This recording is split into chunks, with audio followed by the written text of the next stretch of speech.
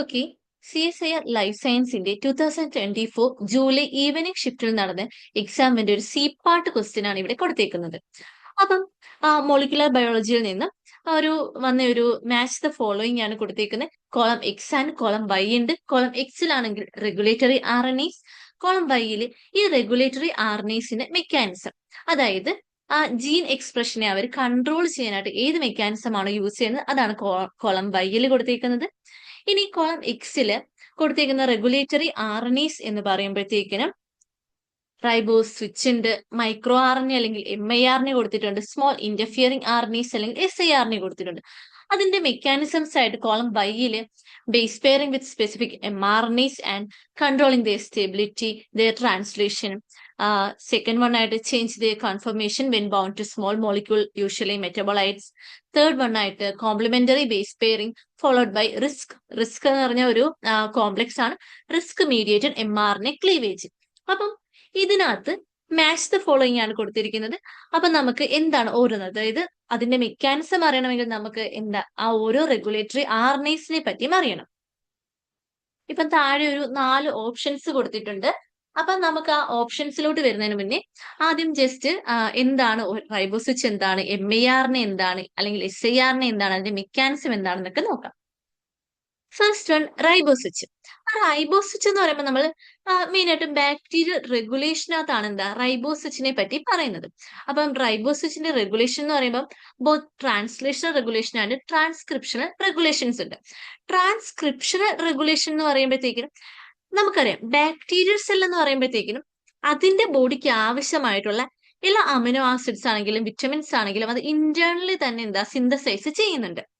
ഇനി ഒരു വിറ്റമിൻ ആയിട്ടുള്ള നമ്മുടെ വിറ്റമിൻ B1, ഈ വിറ്റമിൻ B1 അല്ലെങ്കിൽ തയമിൻ, ഈ തയമിന്റെ ബയോസിന്തസിസിന് റെസ്പോൺസിബിൾ ആയിട്ടുള്ള ഓപ്രോൺ ആണ് തയമിൻ ഓപ്രോൺ എന്ന് പറയുന്നത്. ഇനി ബാസിലസ് സബ്റ്റിലിസിനകത്ത് നമ്മുടെ തയമിൻ ഓപ്രോൺസിനെ റെഗുലേറ്റ് ചെയ്യുന്ന റൈബോസ്വിച്ച്, അതായത് TPP റൈബോസ്വിച്ച് ആണ് തയമിൻ ഓപ്രോൺസിനെ ബാസിലസ് സബ്റ്റിലിസിനകത്ത് റെഗുലേറ്റ് ചെയ്യുന്നത്. ഈ TPP എന്ന് പറയുമ്പോഴത്തേക്ക് തയമിൻ പൈറോഫോസ്ഫേറ്റ്. ഇപ്പൊ നമുക്കറിയാം കുറെ എൻസൈംസിന് കോഫാക്ടർ ഉണ്ടെന്നറിയാം. അപ്പം ചില എൻസൈം, അതായത് വേരിയസ് എൻസൈംസിന്റെ കോഫാക്ടറായിട്ട് ആക്ട് ചെയ്യാനായിട്ടുള്ള കാപ്പബിലിറ്റി ഉള്ള ഒരു ആളാണ് തയമിൻ പൈറോഫോസ്ഫേറ്റ് എന്ന് പറയുന്നത്. അപ്പൊ എക്സാമ്പിൾ ആയിട്ട് പറയുകയാണെങ്കിൽ pyruvate dehydrogenase, pyruvate D carboxylase, alpha keto glutarate dehydrogenase, ഈ എൻസൈംസിന്റെ ഒക്കെ കോഫാക്ടറായിട്ട് തയമിൻ പൈറോഫോസ്ഫേറ്റിന് ആക്ട് ചെയ്യാൻ പറ്റുന്നുണ്ട്. ഇനി നമ്മളിപ്പോ പറഞ്ഞുകൊണ്ടിരുന്നതെന്ന് വെച്ച് കഴിഞ്ഞാല് തയമിൻ ഓപ്രോൺസിനെ റെഗുലേറ്റ് ചെയ്യുന്നത്, ഈ TPP റൈബോസ്വിച്ച് എങ്ങനെയാണ് തയമിൻ ഓപ്രോൺസിനെ റെഗുലേറ്റ് ചെയ്യുന്നത്. ഇപ്പൊ നമ്മുടെ വിറ്റമിൻ B1ന്റെ പ്രൊഡക്ഷൻ, അതായത് കൂടുതലാണെന്ന് വെച്ചു. അങ്ങനെ കൂടുതലാകുമ്പോഴത്തേക്കിനും റൈബോസ്വിച്ചിന് TPPയിൽ വന്നിട്ട് ബൈൻഡ് ചെയ്യാൻ പറ്റും.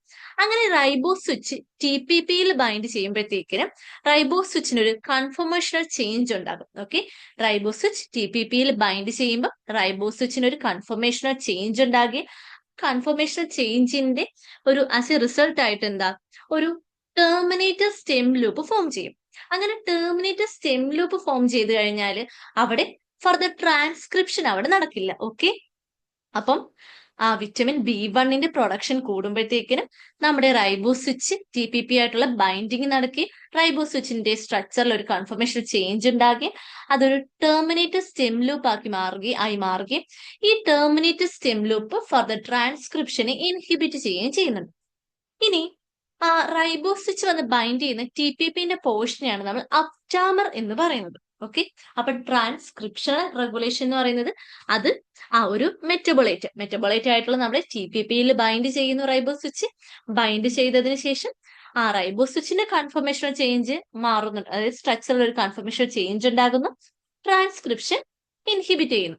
അപ്പൊ നമ്മൾ പറഞ്ഞു both translational and transcriptional regulation കാണിക്കുന്നത്. ഇനി എന്താണ് ട്രാൻസ്ലേഷണൽ റെഗുലേഷൻ? സെയിം തന്നെ. ഇപ്പം നമ്മൾ നേരത്തെ ബാസിലസ് സബ്റ്റിലിസിന്റെ കേസ് പറഞ്ഞെങ്കിൽ ഇവിടെ നമ്മൾ എസ്ചെറിഷ്യ കോളൈന്റെ കേസാണ് പറയുന്നത്. ഇപ്പൊ എസ്ചെറിഷ്യ കോളൈന്റെ കേസിൽ അതായത് ട്രാൻസ്ലേഷണൽ റെഗുലേഷന്റെ കേസിൽ ഈ എസ്ചെറിഷ്യ കോളയ്ക്കകത്ത് തയമിൻ ബയോസിന്തസിസിനകത്ത് ഇൻവോൾവ് ആയിരിക്കുന്ന ഓപ്രോൺ ആണ് തൈം MD ഓപ്രോൺ. ഓക്കെ, ഇവിടുത്തെ റൈബോസ്വിച്ച് മെക്കാനിസം നേരത്തെ നമ്മൾ ട്രാൻസ്ക്രിപ്ഷണൽ റെഗുലേഷൻ പറഞ്ഞ കണക്ക് തന്നെയാണ് ട്രാൻസ്ലേഷൻ റെഗുലേഷനകത്തും ഉള്ളത്. അതായത് നമ്മുടെ വിറ്റമിൻ B1 പ്രൊഡക്ഷൻ കൂടുമ്പോഴത്തേക്കിന് റൈബോസിസ് TPP ബൈൻഡിങ് നടക്കുന്നു, ഒരു സ്റ്റെം ലൂപ്പ് ഫോം ചെയ്യുന്നു. മറ്റേടത്ത് ഒരു ടെർമിനേറ്റർ സ്റ്റെം ലൂപ്പ് ഫോം ചെയ്ത് ട്രാൻസ്ക്രിപ്ഷൻ ഇൻഹിബിറ്റ് ചെയ്യുകയാണെങ്കിൽ ഇവിടെ സ്റ്റെം ലൂപ്പ് ഫോം ചെയ്ത് കഴിയുമ്പോഴത്തേക്കിനും അവർ ഷൈൻഡാൽഗാർനോ സീക്വൻസിനെ മാസ്ക് ചെയ്യും. ഓക്കെ, അപ്പൊ ഷൈൻഡാൽഗാർനോ സീക്വൻസിനെ സ്റ്റാർട്ട് കോഡോണിനെയും ഈ സ്റ്റെം ലൂപ്പ് മാസ്ക് ചെയ്യും. അങ്ങനെ ഷൈൻഡാൽഗാർനോ സീക്വൻസും സ്റ്റാർട്ട് കോഡോണും ഒന്നും ആക്സസ് ആയില്ലെങ്കിൽ നമ്മുടെ ട്രാൻസ്ലേഷൻ ഇനിഷ്യേഷൻ അവിടെ ഇൻഹിബിറ്റ് ആകും. ഓക്കെ, അപ്പം ട്രാൻസ്ലേഷൻ റെഗുലേഷൻ എന്ന് പറയുമ്പോൾ ഇക്കോളൈന്റെ കേസിൽ THY-MD ഓപ്രോൺസിനെയാണ് അവർ റെഗുലേറ്റ് ചെയ്യുന്നത്. വിറ്റാമിൻ B1 പ്രൊഡക്ഷൻ കൂടുമ്പോഴത്തേക്കിനും റൈബോസ്വിച്ച് വന്ന് TPP ആയിട്ട് ബൈൻഡിങ് നടക്കുന്നു, റൈബോസ്വിച്ചിനകത്ത് കൺഫർമേഷൻ ചേഞ്ച് ഉണ്ടാകുന്നു, ഒരു സ്റ്റെം ലൂപ്പ് ഫോം ചെയ്യുന്നു. ആ സ്റ്റെം ലൂപ്പ് ഇവിടെ ഷൈൻഡാൽഗാർനോ സീക്വൻസിനെയും അത് എനിക്ക് സ്റ്റാർട്ട് കോഡോണിനെ മാസ്ക് ചെയ്ത് വെക്കുന്നു.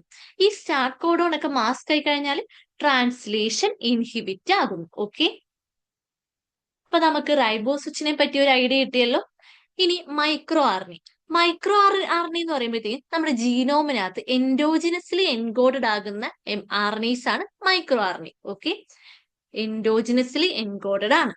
ഇനി ഇവരെന്ന് പറയുമ്പോഴത്തേക്കും എന്താ, ജീൻ എക്സ്പ്രഷനെ റെഗുലേറ്റ് ചെയ്യുന്നുണ്ട്. mRNA ഡീഗ്രഡേഷൻ വഴി ജീൻ എക്സ്പ്രഷനെ റെഗുലേറ്റ് ചെയ്യുന്നുണ്ട്. എങ്ങനെയായിരിക്കാം? ഓക്കെ, നമ്മുടെ ഒരു mRNAയുടെ 3' UTR വന്ന് ബൈൻഡ് ചെയ്തിട്ടാണത് ആ mRNAയുടെ ഡീഗ്രഡേഷനെ റെഗുലേറ്റ് ചെയ്യുന്നത്. ഇനി ഇവിടെ ഓർത്ത് വെക്കണ്ട, അല്ലെങ്കിൽ നമുക്ക് ഇമ്പോർട്ടന്റ് ആയിട്ടുള്ള ഒരു കാര്യം എന്ന് വെച്ച് കഴിഞ്ഞാല് ഇവരുടെ മെക്കാനിസം നോക്കുമ്പോഴത്തേക്കിനും ഇവിടുത്തെ ബേസ് പെയറിംഗ് നടക്കുന്നുണ്ട്. എന്നാൽ എന്താ, ഒരു ഇംപെർഫെക്റ്റ് ബേസ് പെയറിംഗ് ആയിരിക്കും മൈക്രോ ആർഎൻഎ അല്ലെങ്കിൽ MIRNA കേസിൽ നടക്കുന്നത്. ഓക്കെ, MIRNAs എന്ന് പറയുമ്പോൾ എൻഡോജിനസ്ലി എൻകോഡഡ് ആണ്.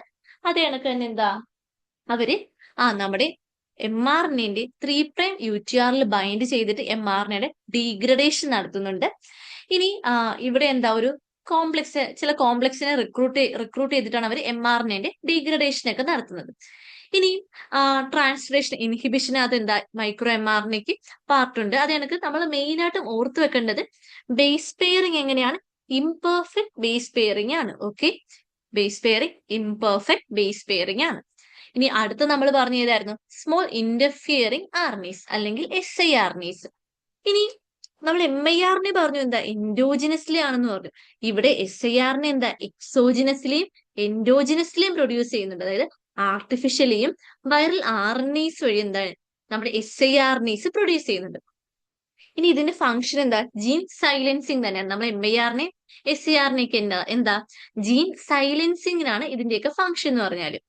ഇനി ഇവിടെ siRNA കേസിൽ നമ്മൾ മെയിൻ ആയിട്ടും ഓർത്ത് വെക്കേണ്ടതാണ് complementary base pairing. Okay, siRNA precise complementary base pairing ആണ് നടത്തുന്നത്. mRNAs ആയിട്ട് siRNA കോംപ്ലിമെന്ററി ബേസ് പെയറിംഗ് നടത്തുന്നു. MIRNA ഇംപെർഫെക്റ്റ് ബേസ് പെയറിംഗ് ആണ് mRNAs ആയിട്ട് നടത്തുന്നത്. ഓക്കെ, അപ്പൊ നമുക്ക് ക്വസ്റ്റ്യനിലോട്ട് ഒന്നുകൂടെ പോവാം. ഇപ്പൊ റൈബോസ്വിച്ച് പറഞ്ഞപ്പോൾ ട്രാൻസ്ലേഷണൽ റെഗുലേഷൻ പറഞ്ഞു. TPP ആയിട്ട് വന്ന് ബൈൻഡ് ചെയ്തിട്ട് റൈബോസ്വിച്ചിന്റെ കൺഫർമേഷനിൽ ഒരു ചേഞ്ച് ഉണ്ടാകുന്നു. അങ്ങനെ അവർ സ്റ്റെം ലൂപ്പ് ഫോം ചെയ്യുന്നു. ട്രാൻസ്ക്രിപ്ഷണൽ ആണെങ്കിൽ ടെർമിനേറ്റർ സ്റ്റെം ലൂപ്പും, ട്രാൻസ്ലേഷണൽ ആണെങ്കിൽ ആ സ്റ്റെം ലൂപ്പ് സ്റ്റാർട്ട് കോഡോണിനെയും ഷൈൻഡാൽഗാർനോ സീക്വൻസിനെയും മാസ്ക് ചെയ്യുന്നു. ഇനി മൈക്രോ ആർഎൻഎയുടെ കേസിൽ എന്താണ്, എൻഡോജിനസ്ലി എൻകോഡഡ് ആണ്. പിന്നെന്താ, mRNA 3' UTR ബൈൻഡ് ചെയ്ത് mRNA ഡീഗ്രഡേഷൻ ആണ് നടത്തുന്നത്. ട്രാൻസ്ലേഷൻ ഇൻഹിബിഷൻ ഒക്കെ നടത്തുന്നുണ്ട്. ഇംപെർഫെക്റ്റ് ബേസ് പെയറിംഗ് ആണ്. സ്മോൾ ഇന്റർഫിയറിംഗ് RNA കേസിൽ സെയിം തന്നെ എൻഡോജിനസിലെ എക്സോജിനസിലെ ഒക്കെ അവർ പ്രൊഡ്യൂസ് ചെയ്യുന്നുണ്ട്. പിന്നെന്താ, ഇവിടെയും ജീൻ സൈലൻസിങ് ആണ് നടക്കുന്നത്. കൂടാതെ നമുക്ക് എന്താ, കോംപ്ലിമെന്ററി ബേസ് പെയറിംഗ് ആണ് സ്മോൾ ഇന്റർഫിയറിംഗ് RNA mRNAയുമായിട്ട് ബൈൻഡ് ചെയ്യുമ്പോഴത്തേക്കിനും. ഓക്കെ, ഇപ്പൊ നമ്മുടെ ക്വസ്റ്റ്യനകത്ത് റൈബോസ്വിച്ച്, MIRNA siRNA. ഒന്നും കൂടെ കോളം ബൈ നോക്കുവാണെങ്കിൽ base pairing with specific mRNAs controlling their stability and their translation.